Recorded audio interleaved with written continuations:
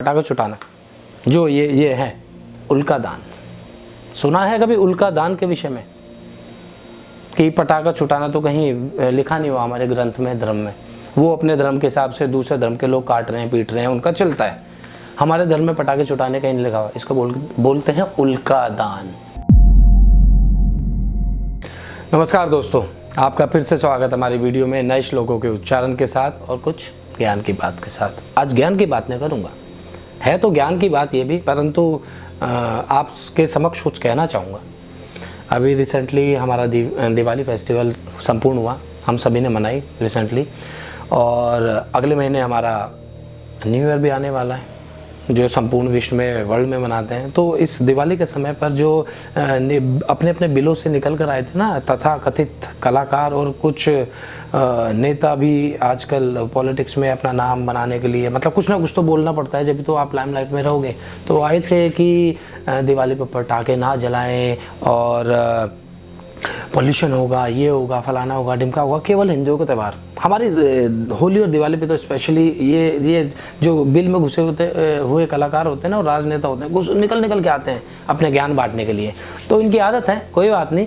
तो मेरी इन लोगों से जो ये बोलते हैं कि पॉल्यूशन होगा, तो इनसे विनती है, अभी न्यू ईयर आने वाला है तो उसके विषय में भी कुछ बना दीजिए कि नए साल पे पटाखे ना जलाएं, फायर क्रैकर्स ना जलाएं, और फालतू पैसों का भी नुकसान होगा और पॉल्यूशन तो उससे भी होगा। यहाँ तो खाली इंडिया की बात है, अभी तो पूरे वर्ल्ड में पटाखे छूटेंगे यार। तो पूरे वर्ल्ड, अब इतने यार फॉलोअर्स हैं, 40 मिलियन फॉलोअर्स हैं उनके इंस्टाग्राम वगैरह पे, तो उनकी बात तो पूरे वर्ल्ड में जानी चाहिए ना, पता चलना चाहिए यार। खाली इंडिया को बचा के कैसे पॉल्यूशन मतलब कम होगा? पूरे वर्ल्ड में पॉल्यूशन फैल रहा है ना, उसके लिए भी बोलो ना।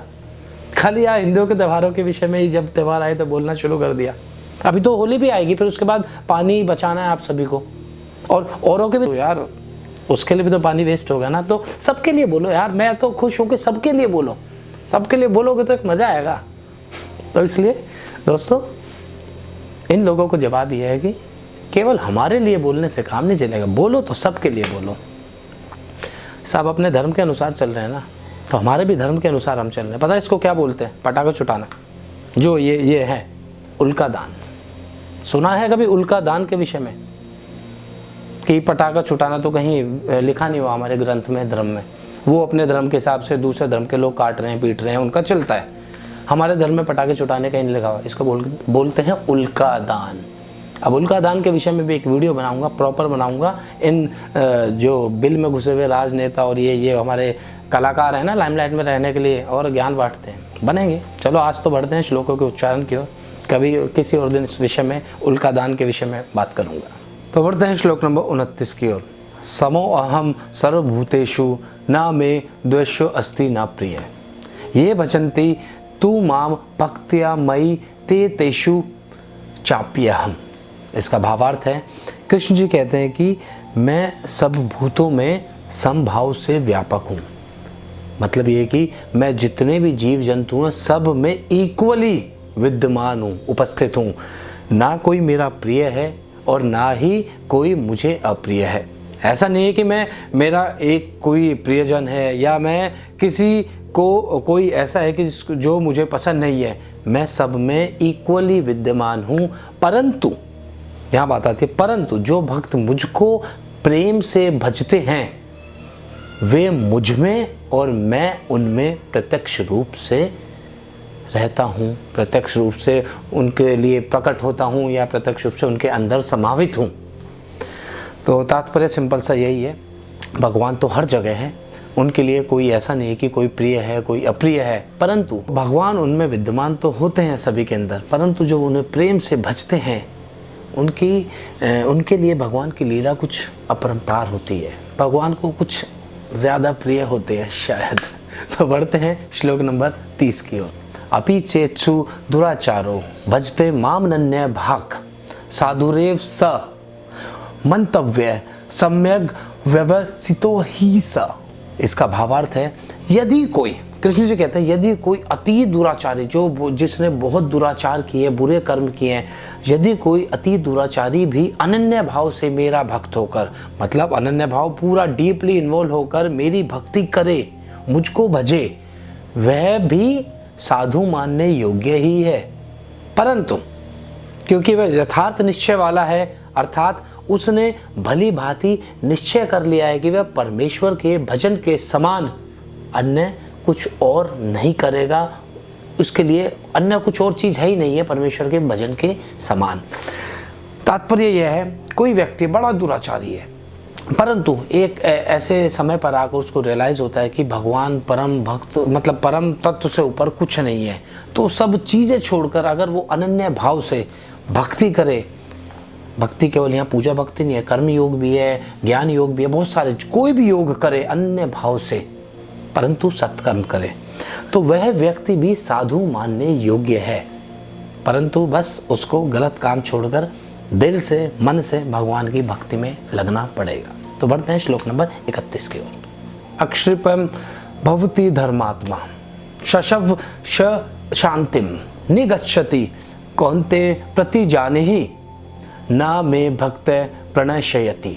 इसका भावार्थ यह है कि वह शीघ्र ही धर्मात्मा हो जाता है। कौन धर्मात्मा? जो इससे पहले वाले श्लोक में बताया था कि दुराचारी व्यक्ति, अगर उसने दुराचार छोड़कर भगवान की परमात्मा में लीन हो गया, पूजा पाठ में लीन हो गया, कोई भी अच्छे सत्कर्म में लीन हो गया, तो वह शीघ्र ही धर्मात्मा हो जाता है और सदा रहने वाली परम शांति को प्राप्त होता है। सदा रहने वाली परम शांति क्या होती है? मोक्ष की प्राप्ति, परमात्मा की प्राप्ति।